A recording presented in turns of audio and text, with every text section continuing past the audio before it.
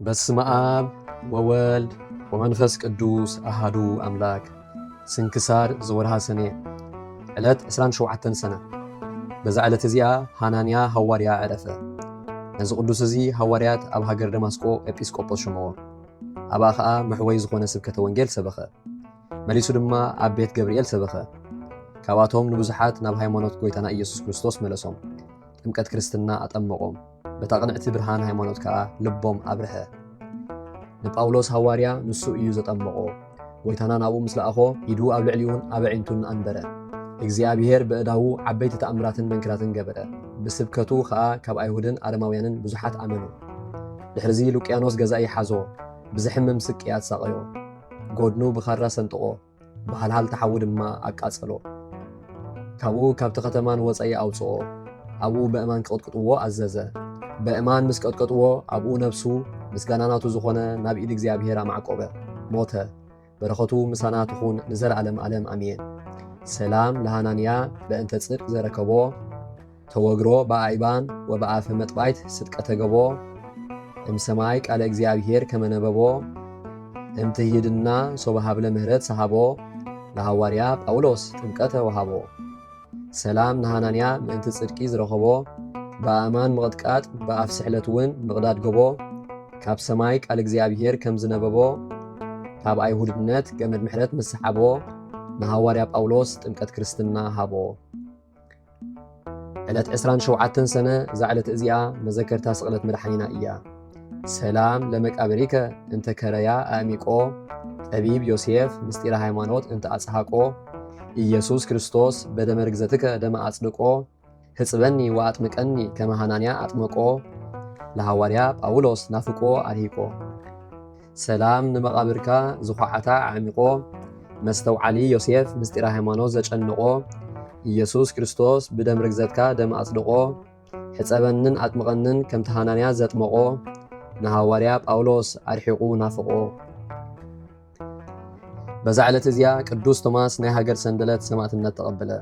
ነዚ ቅዱስ እዚ ዕድሚኡ ወዲ 11 ዓመት ምስ ኮነ መልኣኽ እግዚኣብሔር ቅዱስ ሚካኤል ተራእዮ። ንሱ መፋለስ እናሓለወ ኣብ በረኻ ደቂሱ ከሎ ናብ ቅድሚ መኮንን ከይዱ ብስም ጎይታና ኢየሱስ ክርስቶስ ክእመን ኣዘዞ።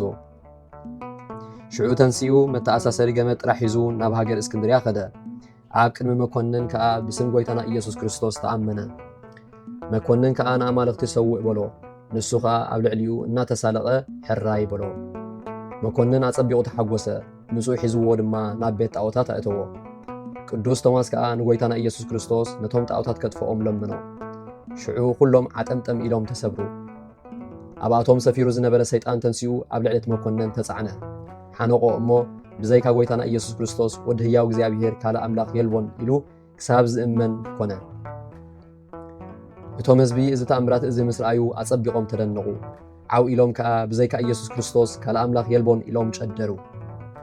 ድሕሪዚ ነዚ ቅዱስ እቶም ዘይኣምኑ ኣብ ጸልማት በዓቲ ኣሰርዎ።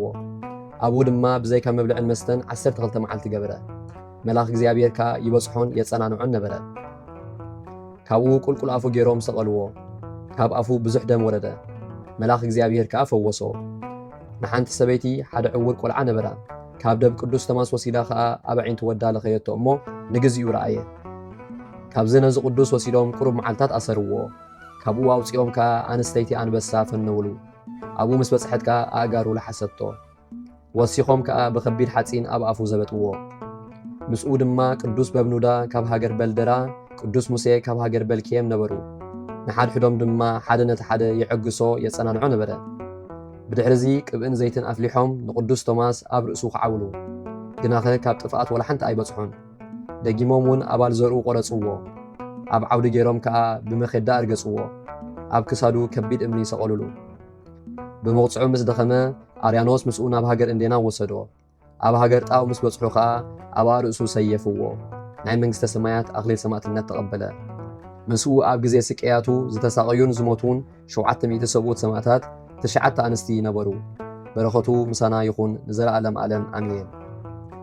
ሰላም ለከ ቶማስ ኩኑን በዝብጠተ ልቡስ ክቡድ እንተ ኣፍሁ ሐጺን እንበለእድ መጺኦ ወዳሃለኩ መካን ይቀጥቅጥ ከመልህኩት ርእሰ ጸሪ የምኑን ውስተ ክሳድከ ዘተአስረ እብ ሰላም ንዓኻ ቶማስ ቅጹዕ ኩኑን ክሳብ ኣፉ ዝተዘብጠ ብመውቃዕቲ ከቢድ ሓጺን ብዘይካ ኢድ መጺኡ ኣብ ዘለኽዎ ቦታ መካን ከም ስራሓት መሬት ይዳዕምኮ ንርእሲ ጸላእየይ ንዑቕ ሰይጣን ኣብ ክሳድካ ዝተኣስረ ከቢድ እምኒ እብ ሰላም ለክሙ ለቶማስ ስንኡ በዕለተ ሕማሙ ወስብኡ ዘጽሕቅሙ ህቡረ ኣክሊለ ስም ተንስኡ ሰብኣቱ ምእት እደው ወኣንስ ተስኡ ለሃውጾቴ እምሰማይ ንኡ ሰላም ንዓኹም ንቶማስ ስምምዑ ኣብ ግዜ ሕማሙ ኣብ ግዜ ሞቱ ወስምኡ ሓቢርኩም ዝተጋህኩም ንኣክሊል ሰማዕትነት ክትበቕዑ 700 ሰብኡት ኣንስቲ እውን ተስዑ ንኽትበጽሑኒ ካብ ሰማይ ንዑ በዛ ዕለት እዚኣ መዘከርቲ 14 ሰማዕታት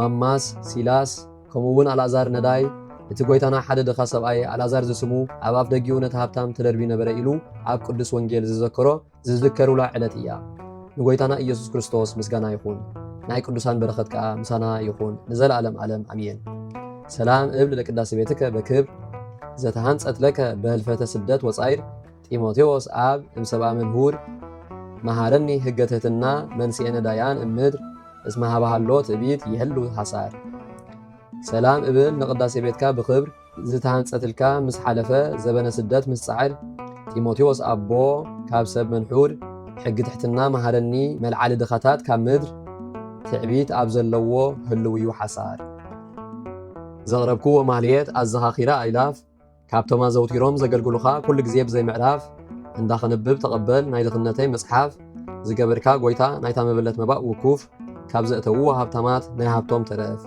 ቅዱሳን ነቢያት ሃዋርያት እውን ሰባኽያን ሰማዕታት ምስ ጻድቃን ደናግል ከዓ መነኮሳት እውን ሄራን ባርኾት ባርኹ ማሕበር ዘቅድስት ቤተ ክርስቲያን ካብ ዝዓበየ ሽማግለ ክሳብ ዝነኣሰ ህፃን ንዝጸሓፎ ብመጽሓፍ ንዘጸሓፎ እውን ብምድራስ ንዘንበቦ ንዝተርጎሞ ብልሳን ሓዲስ ንቓል እውን ዝሰምዐ ብእዝኒ መንፈስ ብጸሎት ኣድዩ ማርያም ዓላቒት ካብ ኩሉ ምበኣስ ኣሕቢሩ ይምሓረና ኢየሱስ ክርስቶስ ሰላም ንዓኹም ጻድቃን ምስ ሰማይት ዘዕረፍኩም በዛሎም ዕለት ንዓለም ዘሰነፍኩም ኢኹም ንስኻትኩም ብኩሉ ትዕግስት ኣብ ቅድሚ ፈጣሪ ለምኑ ብኩሉ ሰዓት ብዘይካ ንስሓ ንዓና ከይወስደና ሞት ሰላም ንዓኹም ናይዛ ዕለት እዚኣ ጻድቃን ኩልኹም ሰብኡትን ኣንስትን በብኣስማትኩም ቅዱሳን ሰማይን ምድርን ማሕበር ስላሴ ንስኹም ምእንቲ ማርያም ኣድዩ ዘክሩን ኣብ ጸሎትኩም ንኽትሕልውና ተማሕጺና ኣሎና ብናይ ክርስቶስ ደም